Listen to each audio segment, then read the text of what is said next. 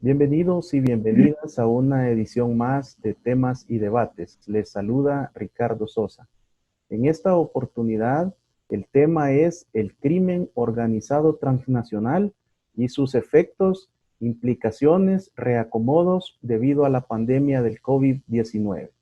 Para eso nos acompaña nuevamente el maestro Juan Ricardo Gómez Hesch, quien es un experto especialista de la Oficina de las Naciones Unidas contra las Drogas y el Delito 1DC.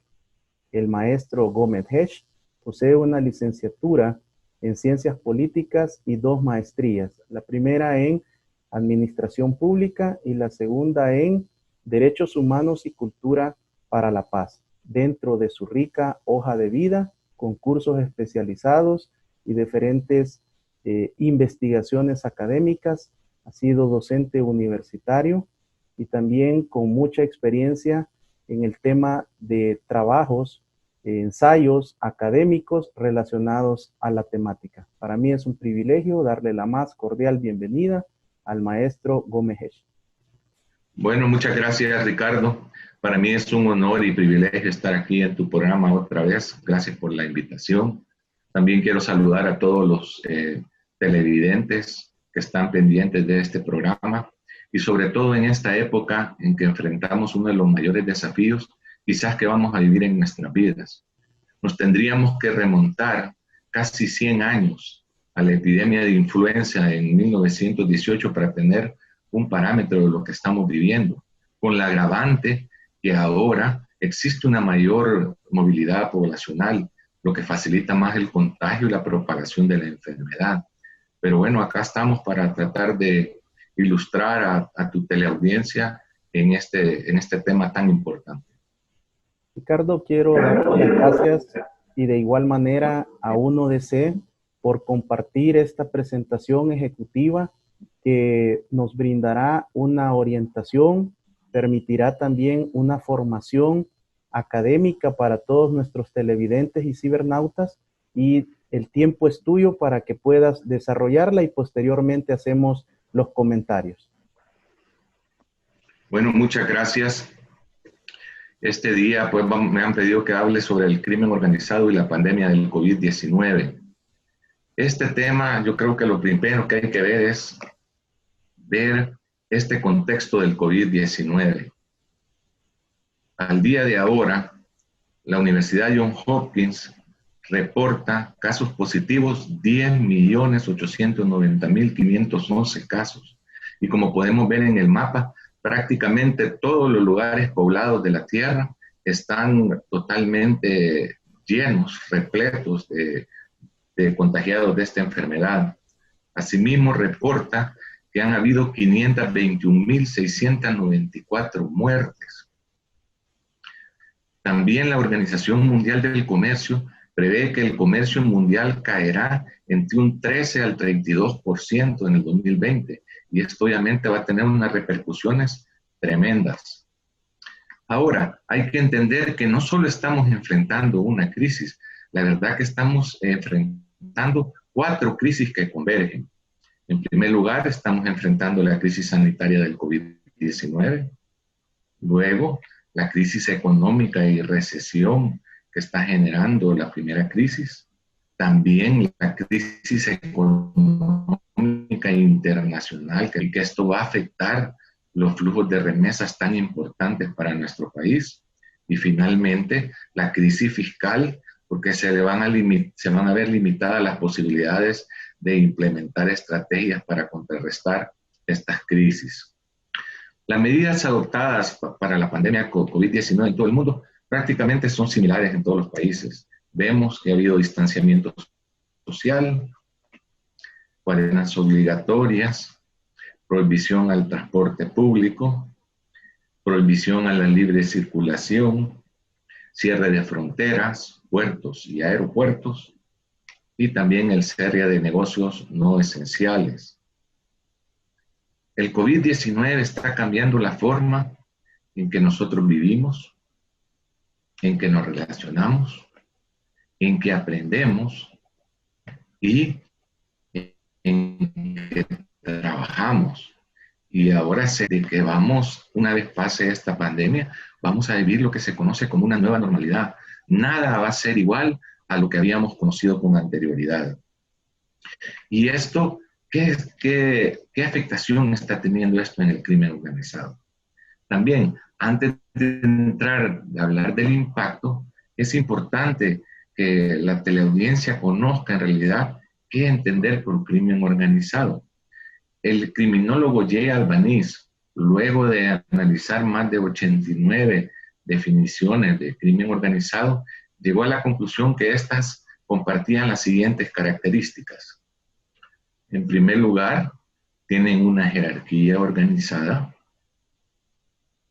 hacen uso o amenaza del uso de la fuerza, sus utilidades son obtenidas por medio del crimen, utilizan la corrupción para garantizarse impunidad y hay una gran demanda pública por los servicios ilegales que ellos proporcionan. Acá hay que entender que las organizaciones de crimen organizado son actores racionales, que lo que buscan es maximizar ganancias, obviamente a través de medios legales. Y las actividades del crimen organizado son bien variadas. Tenemos, para mencionar algunas, la procuración de productos ilícitos. Aquí se encontraría el tráfico de drogas, los bienes robados y hurtados, la falsificación y piratería. En la prestación de servicios ilícitos tendríamos los servicios sexuales, los juegos ilegales, el tráfico y trata y el sicariato. En la infiltración de negocios lícitos tendríamos el fraude y contrabando y el lavado de dinero. En cuanto a actividades depredatorias, tendríamos el secuestro y la extorsión.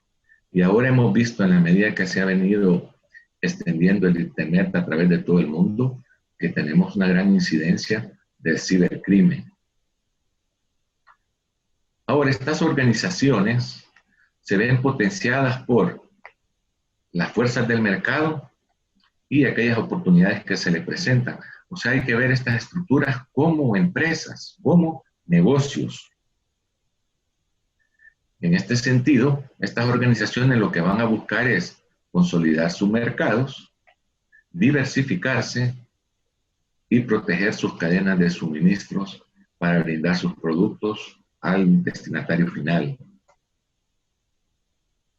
Ahora, uno de los grandes errores que se cometen en el combate al crimen organizado es concentrarse en los individuos y no las organizaciones.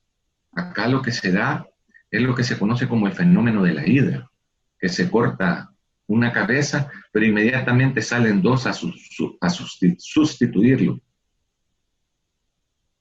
Acá lo importante es que estas organizaciones deben de entenderse como lo que son, redes. Acá podemos ver cómo con anterioridad se visualizaba una red de narcotráfico lineal y vemos los nodos de cultivo, producción, distribución, comercialización, consumo y lavado de activos. Y aquí podemos ver ahora cómo se ve en la actualidad esta misma red de tráfico de drogas. Vemos que están los mismos nodos de producción, cultivo, distribución, comercialización, consumo y lavado de activos, pero vemos que está en una forma más dinámica y vemos ya los nexos entre todos los actores que participan en la misma. Igualmente, otro error común es asociar al crimen organizado con la violencia. Sí, ellos utilizan la violencia, pero no es su principal herramienta. La verdad que su principal herramienta para expandirse y fortalecerse es el dinero, porque esto les permite a ellos utilizar la corrupción para lograr sus objetivos. Y el dinero a estas organizaciones les sobra. Se calcula que se generan 2.2 trillones de dólares al año por parte de las actividades ilegítimas de estas organizaciones. Y tener tanto dinero, obviamente es un problema el moverlo. Si nosotros vemos lo que pesa $1.000.000 en efectivo, en libras, si estamos hablando de billetes de $100, estas pesan 22 libras. Si estamos hablando de billetes de $20, estamos hablando de 110 libras. Y si hablamos de billetes de $5, estamos hablando que estos pesan 440 libras, lo que difícilmente puede cargar una persona por sí sola. Y como vemos, la mayoría de dinero que se recoge es en moneda de pequeña denominación, en billetes de pequeña denominación. Y eso hace que es uno de los máximos problemas, es qué hacer con tanto dinero. Ahora, el problema que enfrentan, digamos, nuestros países a esta amenaza del crimen organizado es que nosotros tenemos que enfrentar esta amenaza con una gran fragilidad y una gran debilidad de nuestro sistema político, de nuestro sistema judicial y de nuestras instituciones. Agravando la situación, vemos que hay escasas oportunidades tanto de movilidad social como de movilidad económica. Hay una inequidad en la distribución del excedente económico generado en la producción. Y nuestros países cuentan con recursos quizá no limitados, sino que limitadísimos para combatir una amenaza de esta envergadura. Y por eso esta lámina a mí me gusta, porque si ustedes ven, así estamos como están los señores en los barcos al borde del abismo, a caer ante esta amenaza. Ahora, ¿cuál es el impacto que ha tenido el crimen organizado, el COVID en las organizaciones de crimen organizado? Por lo menos lo que estamos viendo hasta el momento, para en realidad medir cuál va a ser el impacto, se va a requerir que transcurra mucho más tiempo. Pero por el momento estamos viendo lo siguiente. En primer lugar, obviamente la pandemia influirá y dará forma al crimen organizado y a los mercados ilícitos. Igualmente, en un principio ha habido una reducción de actividades ilegales, como todas las demás organizaciones. A las organizaciones de crimen organizado esto los tomó de sorpresa. Pero aquí hay que tomar en cuenta que las organizaciones de crimen organizado son organizaciones de aprendizaje. Esto quiere decir que aprenden de su propia experiencia, lo que les permite que rápido se adapten y aprovechen las nuevas oportunidades que se les presentan. Entonces, en el impacto del crimen organizado que estamos viendo, en lo que tiene que ver con el narcotráfico, es que está afectando el tráfico de drogas desde la producción hasta el consumo. Hay la disminución del comercio internacional, como lo señalaba, ha generado una escasez de precursores químicos para la producción de heroína, cocaína y drogas sintéticas. Hay una escasez de drogas, lo que ha aumentado los precios y ha llevado al mercado menor calidad de drogas. Esto es bastante peligroso porque la gente empieza a consumir drogas de menor calidad y muchas veces con sustancias que son mucho más peligrosas y ponen en peligro su vida. También ha habido una disminución de las rutas de tráfico de drogas por aire, sobre todo por el cierre de las rutas aéreas, así como una reducción drástica del transporte por tierra por los cierres de las fronteras.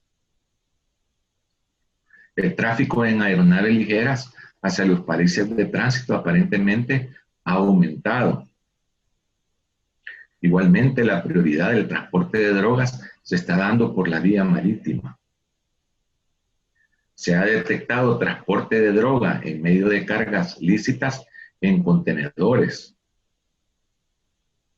Ante el cierre de las fronteras, el incremento del tráfico terrestre de drogas y contrabando se está llevando por puntos fronterizos no habilitados, lo que conocemos nosotros como puntos ciegos.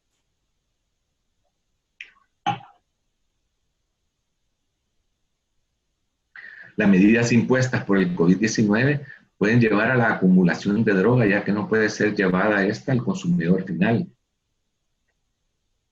Y el confinamiento obligatorio también está aumentando la demanda de drogas. Igual el ocio de la gente que está encerrada, así como las presiones que se tienen, mucha gente recurre pues a las drogas para poder solventar este problema. También se ha visto la utilización de personas autorizadas a circular y bajo las restricciones a la libertad de tránsito, servicios de entrega de comida, transporte, para el traslado de drogas y otros servicios ilegales a sus clientes. La aplicación de medidas para evitar la propagación del COVID-19 también puede desviar recursos de las actividades de combate contra los estupefacientes, ya que la principal actividad que se concentra en las fuerzas es pues, a evitar el contagio y la propagación de la enfermedad. Las dificultades económicas causadas por el COVID-19 a las personas podrían empeorar el consumo de drogas. La recesión económica puede dar lugar a un aumento a largo plazo del tráfico y consumo de drogas.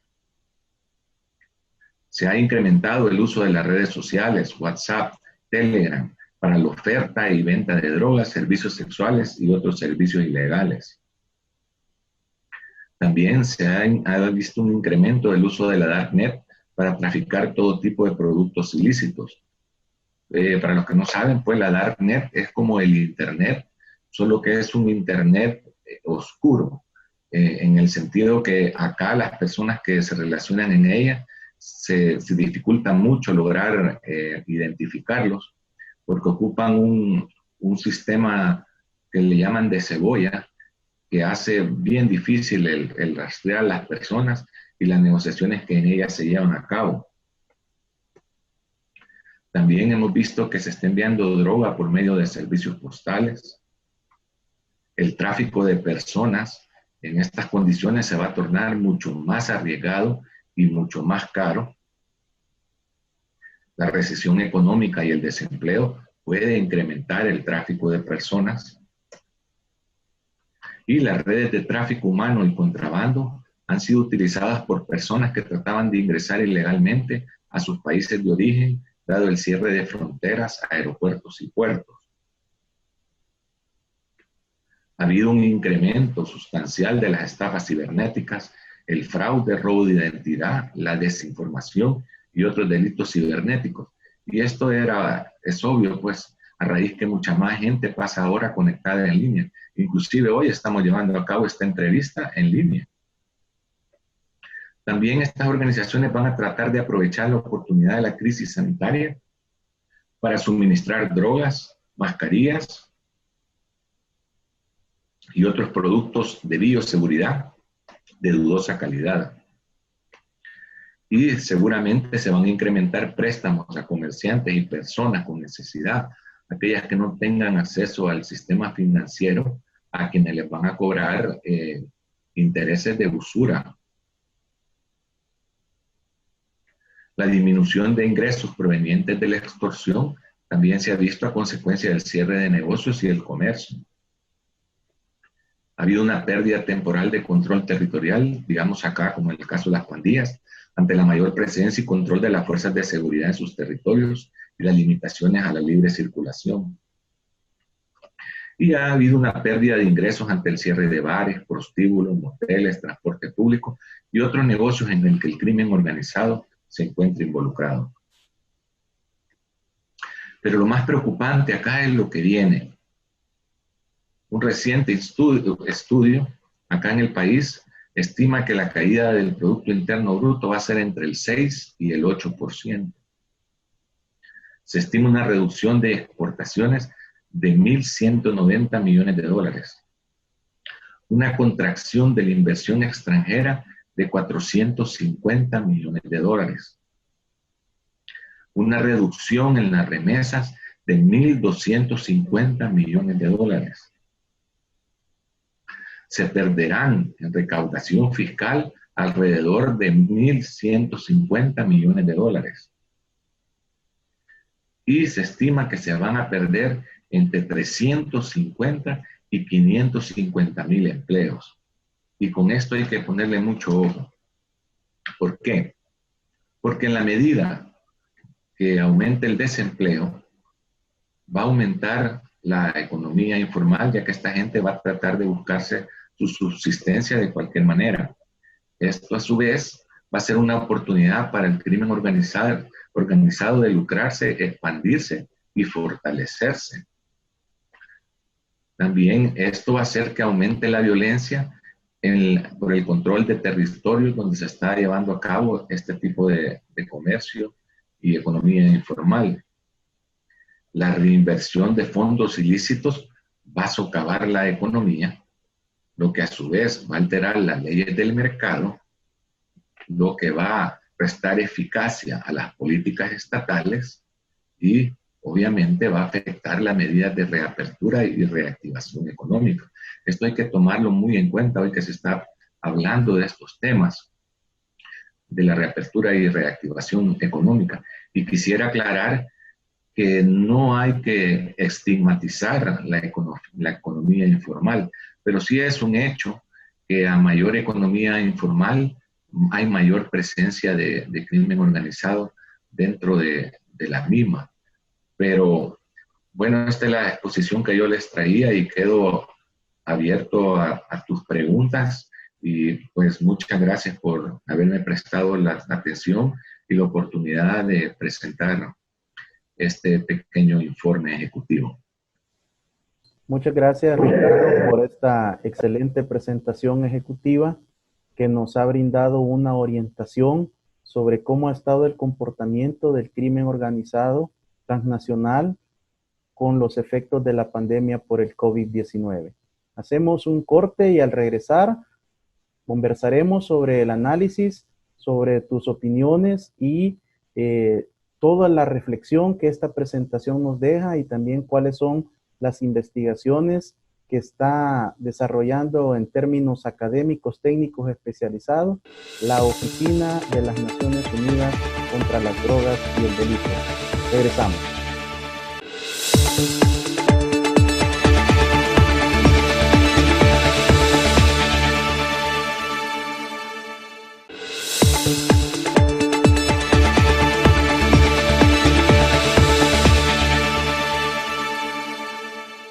Gracias por continuar con temas y debates. Este programa se transmite de lunes a viernes de 7 a 8 de la noche.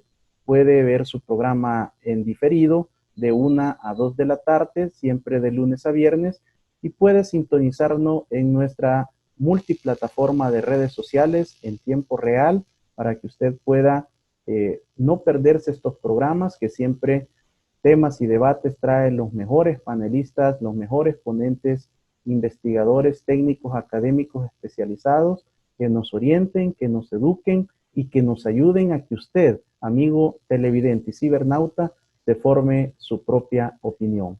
Canal 67, el canal de las estrellas en El Salvador, en esta oportunidad haciendo una revisión de los efectos de la pandemia del COVID-19 en el crimen organizado transnacional a través del maestro Juan Ricardo Gómez Hesch, quien es experto especialista de 1DC con oficina regional en Panamá y sedes locales en diferentes países en América Latina. Ricardo, al observar la presentación surgen muchas interrogantes, pero principalmente en el tema del crimen organizado transnacional veíamos que una de las redes ilícitas en toda esta conexión es importante los temas de la corrupción a nivel de los diferentes estados en el globo terráqueo. ¿Cómo opera? ¿Por qué la mente criminal de estas estructuras aparenta ser de mayor inteligencia que los gobiernos en el mundo?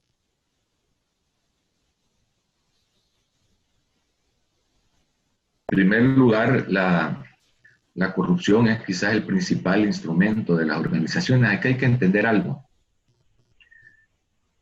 Cuando una organización criminal está utilizando la violencia, está utilizando recursos en compra de armas, en estarse protegiendo, estar luchando con otras organizaciones rivales y no se está concentrando plenamente en su principal objetivo, que es su empresa criminal. Entonces, para ellos es mucho mejor establecer estas relaciones a través de la corrupción. aquí existe un nexo que se conoce como el nexo político-criminal, en el cual tanto las organizaciones criminales ayudan a financiar a políticos para que lleguen al poder, y estos, una vez llegan al poder, protegen ¿cómo se llama?, a las organizaciones criminales que les han financiado. Acá esta cuestión tiene que ver con ese amor que se tiene ahora al dinero. O sea, hoy no se valen las personas por lo que son, sino que por lo que tienen. Y ese es uno de los grandes asideros. Alguien que es corrupto en lo pequeño, obviamente lo va a hacer en lo más grande. Y una vez esto se inquista en los estados, pues el problema se magnifica, porque lo que podemos ver es que estas organizaciones empiezan a operar con una total impunidad. Por eso para uno deseo, una de las principales rubros es el combate contra la corrupción en todos los estados del mundo. Ricardo, ¿cómo podemos cruzar el término cleptocracia? ¿Qué implicaciones tiene en el crimen organizado transnacional? Bueno, cleptocracia lo que quiere decir es, clepto es robar y cracia es poder, pues es obtener el poder a través ¿cómo se llama?, del robo o a través de la corrupción. Hay una teoría que se conoce de la cleptocracia interdependiente y establece esa relación que yo te estaba diciendo, que es a su vez simbiótica, ya que al establecerse esa relación político-criminal, obviamente sus fortalezas se multiplican más que ellos por aparte. Y también es estratégica, en el sentido que ambos están persiguiendo objetivos comunes. Ya hemos visto en el mundo estados que se han denominado narcoestados, pues, y que en esos estados estas organizaciones trabajan con total impunidad y en colaboración con el mismo Estado. Entonces te puedes imaginar cuál es el poder que tienen estas organizaciones en dichos lugares. Y ese es uno de los principales, quizás, objetivos de estas organizaciones, es infiltrar en estos ámbitos políticos. Ricardo, ¿cómo se da esa mutación de lo que es el inicio de estas relaciones del crimen organizado que usualmente son parasitarias, pero cómo se da esa migración a tener una relación ya simbiótica? Bueno, mira, acordémonos otra vez que cuando pensemos de estas organizaciones de crimen organizado, lo veamos como una empresa. Esta gente que dirige estas organizaciones es gente sumamente inteligente y que tienen sus objetivos bien plantados, ¿cómo se llama?, delimitados, y van a alcanzarlos por cualquier medio. Obviamente, el alcanzar alguna conexión o infiltrar el estamento político, así como el estamento judicial, obviamente a él le facilita muchísimo el lograr sus objetivos criminales. Entonces, acá eso es importante tratar de evitarlo. Es ahí la importancia siempre de contar con transparencia, rendición de cuentas, con la denuncia oportuna y estar pendiente a este tipo de infiltración, porque una vez enquistada es muy difícil que ésta se pueda cercenar. Ricardo, previo a la pandemia por el COVID-19, el orden en cuanto a la carta de presentación de estos negocios ilícitos de estas redes era narcotráfico, trata de personas y tráfico de armas. ¿Cómo ha cambiado esta dinámica con la llegada de la pandemia del COVID-19? Bueno, mira, yo creo que no ha cambiado mucho. Las tres actividades se mantienen. Lo que afectó es que esto lo tomó por sorpresa a todos, así como nos tomó a todos, pues. Y todo el mundo ha tenido que adecuarse. Tú estás viendo ahora cómo los comercios legales se han tenido que reestructurar para vivir con esta nueva normalidad y con estas nuevas medidas, cómo se están haciendo más transacciones en línea, cómo se está educando ahora a distancia, pues igual ha ocurrido con el crimen organizado.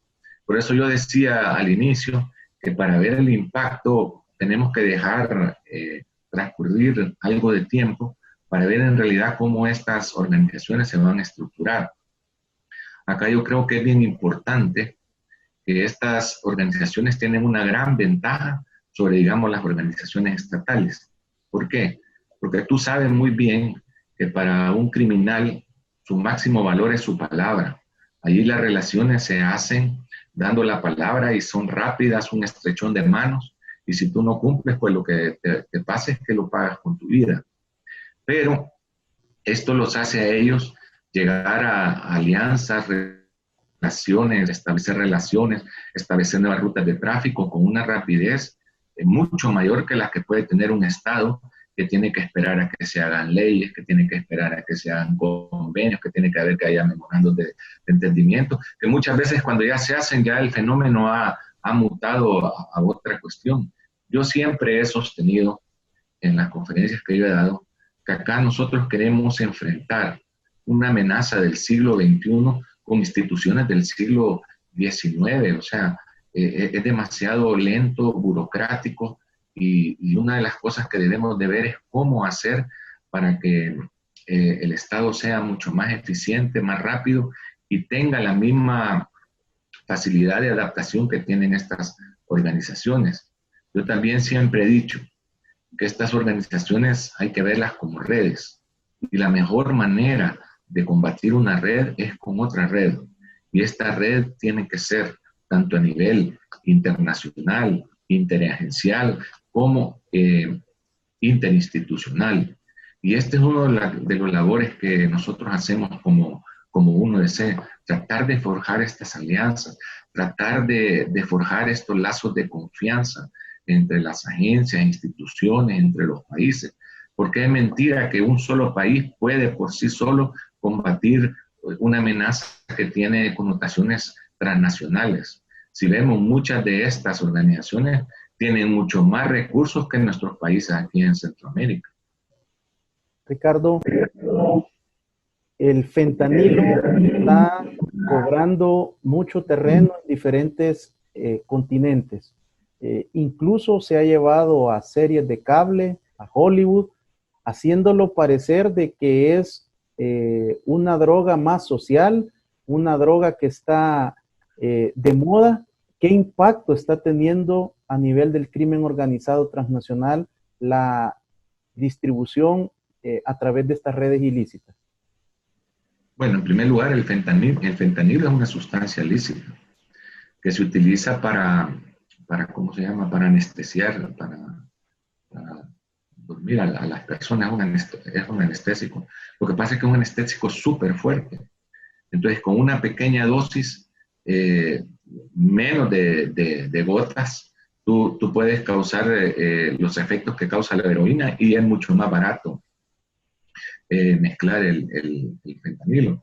Eso lo que hace es que si tú te equivocas en la dosis, lo que hace es que causa la muerte de la persona que lo está utilizando. Eso es lo que lo hace súper peligroso. O sea que las variaciones son pequeñísimas para que puedan causar la muerte. Y vemos que en Estados Unidos esta ha sido otra epidemia, pues, que ha causado la muerte casi según miraba yo las estadísticas del año pasado, casi de más de 80,000 personas que se han ido, pero el uso es ese, que con una minúscula cantidad tú causas los efectos parecidos a los de la heroína, y muchas veces se vende como que es heroína.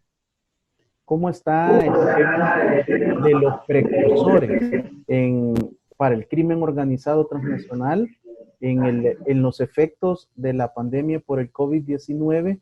Hay una serie de limitaciones para poder obtenerlos. De alguna manera, si hay necesidad de la importación con el cierre de las fronteras, ¿cuál ha sido el comportamiento en estos meses?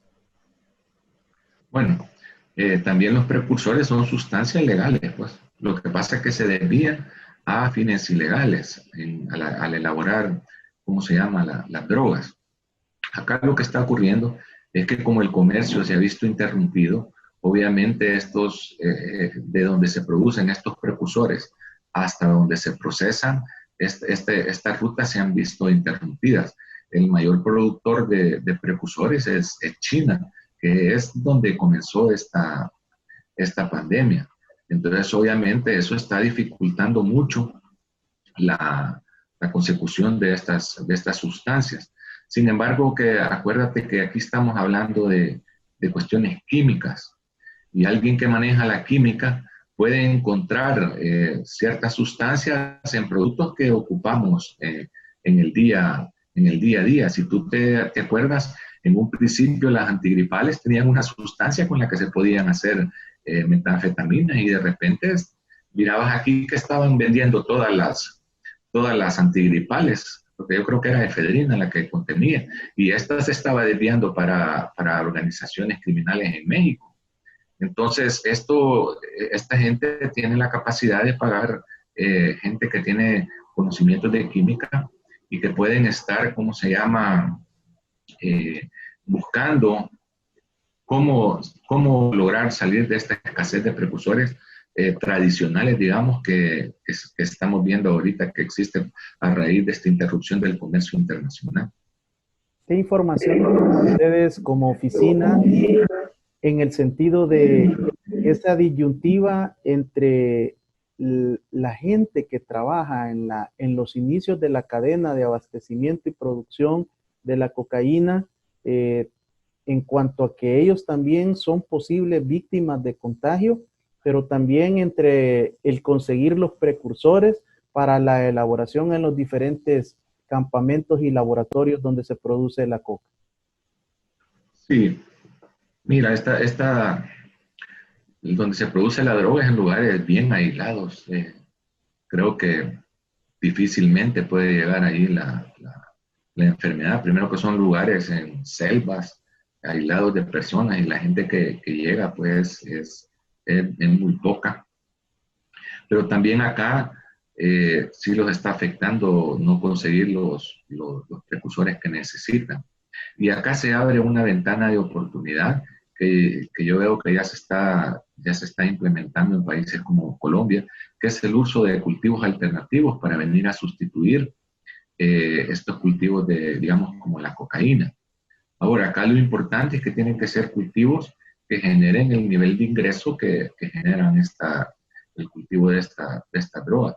Igual, volvemos a llegar a la lógica empresarial. Acá lo que se busca es que la gente, si algo le va a dar beneficio, obviamente ellos lo van a adoptar. Si esto no les trae mayor beneficio, pues van a continuar con lo que les tenga mayor rentabilidad. Pero sí se abre esa oportunidad de que se implementen en los diferentes países, ¿cómo se llama?, cultivos alternativos al cultivo de estas plantas de las que se pueden generar drogas. El crimen organizado no necesita de conferencias ni de reuniones con todo su CEO a nivel del mundo. Se adaptan, se sobreponen, y cuando observaron todos estos bloqueos de fronteras, de rutas aéreas, terrestres, comenzaron a ingresar a una serie de negocios biomédicos, a vender mascarillas, alcohol en forma de gel y otra serie de implementos médicos. Por supuesto, muchos de ellos a nivel de imitaciones, y han ingresado en este tema del contrabando. ¿Qué información tiene la oficina sobre este desempeño y este cambio de actividad aparentemente momentáneo?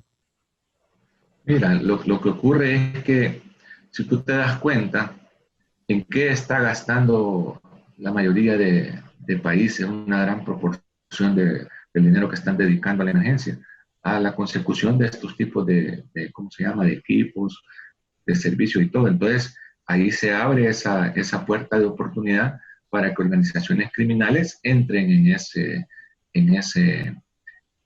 ese tipo de negocios a tratar de proporcionar esos, ¿cómo se llama?, esos implementos, pero como tú bien lo señalas, no de una buena calidad, y eso obviamente trae problemas para la salud de todas las poblaciones. Esta es una de las cuestiones que se pueden estar dando acá en el país. Por lo menos yo tuve reportes de que si no estaban en el negocio de esas ventas ambulantes que andaban vendiendo las mascarillas, pero por lo menos sí estaban cobrando su viaje para que la gente pudiera estarlas vendiendo. Pero hay que entender algo, en cualquier cuestión que genere rentabilidad grande, estas organizaciones se van a tratar de meter en cualquier lugar. Y lo vimos con ese gran escándalo que se dio de corrupción en la FIFA. Vimos cómo, aún en uno de los deportes más amados en el mundo, también se lograron infiltrar a manera de sacar dinero. Entonces, lo que hay que estar es a la expectativa y estar observando pues que esto no vaya a ocurrir.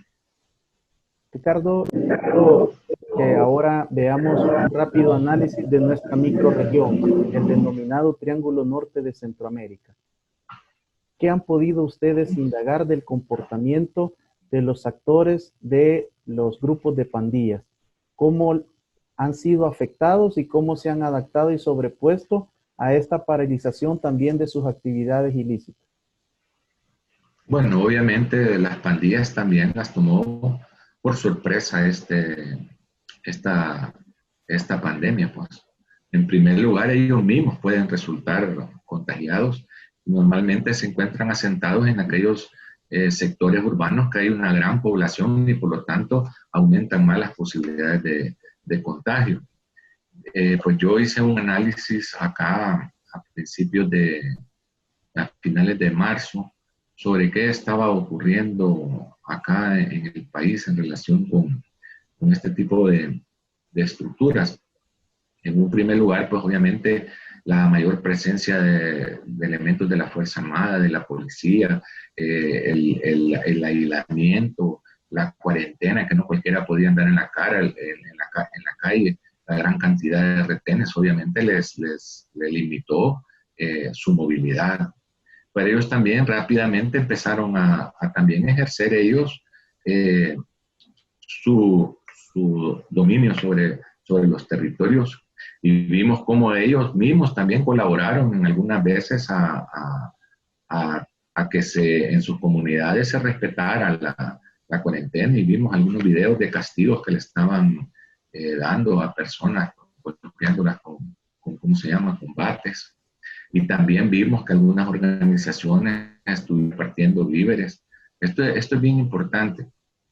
Estas estructuras se asientan en comunidades que ellos, digamos, los tienen que tratar bien a manera de que esta misma comunidad les proteja, pues, y puedan estar ahí resguardados. Esto no es nuevo, esto todo el tiempo que ha habido organizaciones de crimen organizado desde el tiempo de la colonia. Yo hice un estudio sobre eso. Y tú mirabas en la colonia que, digamos, toda la economía, todo el centro político y todo era en los centros de las ciudades. Y afuera se asentaban estas comunidades oscuras donde ya dominaban, ¿cómo se llama?, estas organizaciones. Pues igual ellos tienen que tener la protección de una comunidad. Y tú ves por eso que muchas veces, y aquí lo hemos visto en el país, se fuerza a la gente que no quiere colaborar a abandonar las comunidades a manera de asentar ellos gente que sea simpatizante. También vamos a ir viendo que en la medida que se vayan cerrando negocios y todo, también se puede abrir la oportunidad para que ellos empiecen a tomarse esos negocios. Acá en el país ya las pandillas ya dominan el narcomenudeo de lo que es la marihuana, pero también poco a poco se van a ir extendiendo a negocios ilícitos. Lo vimos en esta operación Jaque, en todo el tipo de negocios, moteles, o cuestiones de transporte, bares que estaban ya involucrados, ¿cómo se llama?, estas estructuras. Entonces yo creo que ellos ahorita están en esa etapa todavía de adaptación. habría que esperar más tiempo. Nosotros estamos monitoreando lo que está ocurriendo, pero en la medida que se vaya asentando, digamos, el agua, vamos a ir viendo cómo también ellos van a tener nuevas maneras de operar, nuevas maneras de cobrar su extorsión. Esa es otra de las cuestiones que les ha afectado. ¿Cómo le vas a cobrar tú a alguien que no tiene abierto su negocio, que no tiene quizás ni para comer? Pero en la medida que se activen, tener por plena seguridad de que algún arreglo van a llegar para ir poniéndose por cuotas o como sea, pero que van a volver a retomar la cuestión de la extorsión. En las investigaciones que han podido desarrollar, ¿cuál es la opinión que tienen ustedes en cuanto a los países de Guatemala, El Salvador y Honduras? ¿Las pandillas han ganado territorio o han perdido territorio en el confinamiento? Fíjate que aquí habría que ver, yo no conozco tan a profundidad la realidad de Honduras, de Guatemala como la de acá. Lo que sí yo sé es que a pesar de que pueden ser las mismas organizaciones, trabajan de diferente manera y tienen incidencias diferentes. Por ejemplo, en Guatemala hay mucha más predominancia de carteles grandes de drogas que obviamente no permiten que las pandillas pues se expandan demasiado más de sus zonas comunes. Y en Honduras pues he tenido conocimiento que se han logrado vincular al narcotráfico, que se están ya dedicando al tráfico de drogas de cierta envergadura, cosa que acá todavía no se ve, de que ellos quisieran, pero todavía no lo han logrado hacer, de involucrarse en ese tráfico a gran escala. Y el día que ellos logren eso, pues la amenaza se va a potenciar un sinnúmero, pues, o sea, va a ser mucho más peligroso. Los indicadores y los estudios preliminares del Banco Mundial, del Foro Económico Mundial, del Fondo Monetario Internacional y otros tanques de pensamiento económicos y fiscales proyectan cifras espeluznantes para Guatemala, El Salvador y Honduras. ¿Será aprovechada esta crisis por las pandillas para convertirse en aquellos que van a poderle brindar préstamos y créditos a la población en estos microterritorios? Bueno, obviamente la gente va a necesitar dinero para volver a reiniciarse. Y si ellos tienen fondos, pues es una manera de ponerlos en circulación estos activos pues, que ellos tienen. La verdad que, como yo te digo, hay que esperar para en realidad determinar qué camino van a seguir. Lo que sí te puedo decir yo, que ventana de oportunidad que se abra, ventana de oportunidad que van a tratar de aprovechar a manera de irse fortaleciendo. Igualmente, en la medida que se vayan cerrando negocios y estas cuestiones, eso va a ir generando el desempleo y mucha gente también al no encontrar ni empleo sobre todo los jóvenes, empleo en la economía formal, ni encontrar empleo informalmente, muchas veces se va a sentir atraído a ingresar a actividades ilícitas y esto les va a proveer a ellos más gente para poder llevar a cabo. Ahorita estamos entrando en aguas desconocidas. Lo que podemos ver más cercano fue la recesión económica del 2008, en que sí hubieron ese tipo de efectos. Lo que las autoridades tienen que estar es pues, monitoreando constantemente. Y yo creo que acá es bien importante, yo sé que tú sí lo entiendes bien, que lo que ya estamos viviendo, ya lo estamos viviendo. Nosotros lo que tenemos que hacer es ver lo que viene para poder planificar, para anticiparnos a lo que viene. No estar reaccionando, sino que ser proactivos. Y en esto uno de ser, pues, es de las herramientas que nosotros también prestamos asesoría y ayudamos a los países a tratar de hacer estos estudios prospectivos, de ver hacia dónde viene, estudios de escenarios, ver qué es lo que se está desarrollando, porque es mentira que alguien te puede decir qué está pasando. El mundo es tan complejo que no hay nadie que lo pueda entender. O sea, no, puedes tener una aproximación hacia dónde se dirigen las cosas, pero difícilmente le vas a acertar. Es ahí la importancia de trabajar en base de escenario, porque ahí sí tú puedes ir viendo qué escenario se va desarrollando de los que tú has visionado y de esa manera ir corrigiendo tus estrategias. O sea, las estrategias no tienen que ser escritas en piedra, estas tienen que ser flexibles. Si no están funcionando hay que cambiarlas, hay que modificarlas. Pero sobre todo, el Estado tiene que tener las herramientas para tener la misma rapidez y la misma eficacia que tienen estas organizaciones. Si no, de entrada estamos en una lucha ya perdida. Ricardo, ¿cómo se modificará el tráfico ilícito, ilegal de personas del Triángulo Norte de Centroamérica hacia el norte?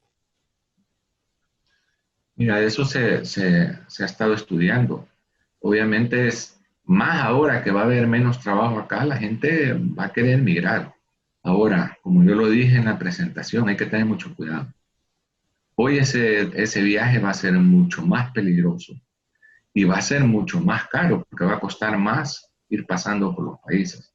Además, todos los países en el mundo están afectados. O sea que inclusive en Estados Unidos se está quedando millones de personas desempleadas. Entonces la realidad que vas a ir a encontrar allá tampoco no es la más bonancible. Y más si tú llegas en una condición de ilegalidad. Y lo que puede pasar es que en ruta ahí, sobre todo si son mujeres o jóvenes, que caigan en estas redes de trata de personas y que sean explotados. O sea, tú has visto cómo han ido cambiando estas. Originalmente era el mismo coyote que te llevaba de aquí hasta te entregaba en la casa donde te iba. Hoy ya no se hace eso, hoy te van pasando. Y al final quien te va a entregar a veces ni te conoce y esa persona, en un momento en que esté corriendo peligro él o tú, te va a dejar abandonado. Y si no puede recuperar su inversión, te va a en estas redes de trata o va a tratar de explotarte. También se ha visto que a esta gente a veces la están obligando a llevar drogas en pequeñas cantidades para ayudarles a pasar. Y también el costo. Tú sabes que mucha gente adquiere un préstamo con estas organizaciones, lo termina pagando allá una vez consigue trabajo o si no, termina siendo explotado. Entonces sí, obviamente siempre va a ser una opción, aunque ahora cada vez es mucho más difícil, mucho más peligroso y las oportunidades que van a ir a encontrar en los otros países no son las mejores. Ricardo, quiero agradecerte tu participación, el podernos orientar, llevarnos en una charla, en una conversación paso a paso con lenguaje entendible para orientar, educar y formar a nuestros televidentes y cibernautas y cada quien se forme su propia opinión. Quiero agradecer también a la Oficina de las Naciones Unidas contra las Drogas y el Delito, UNODC, por esa extraordinaria labor que desarrollan a nivel del sistema de Naciones Unidas y particularmente en nuestra región con su sede en Panamá y todo el trabajo que vienen desarrollando formando redes lícitas, redes de cooperación, redes de ayuda, fortaleciendo a nuestras instituciones y ese trabajo también que ustedes desarrollan para poder tener información de calidad, información académica, técnica especializada. Bueno, yo también te quiero agradecer por ayudarnos a difundir nuestro trabajo. Nuestro mandato es ese, la lucha contra las drogas y la delincuencia transnacional organizada, así como el terrorismo. Y nosotros estamos acá en toda la voluntad de brindar toda la cooperación, asesoría que se requiera, de manera que podamos lograr luchar efectivamente contra esta gran amenaza que estamos enfrentando y sobre todo en estos momentos de el gran desafío que estamos viviendo. Muchas gracias y bendiciones a todos. Muchas gracias a ti y a la Oficina local de El Salvador y a su equipo de trabajo que desarrollan una labor extraordinaria en nuestro país y en la región. Ha sido el maestro Juan Ricardo Gómez Hedge quien nos ha orientado sobre el impacto de la pandemia del COVID-19 al crimen organizado transnacional. Muchas gracias por su sintonía. Bendiciones.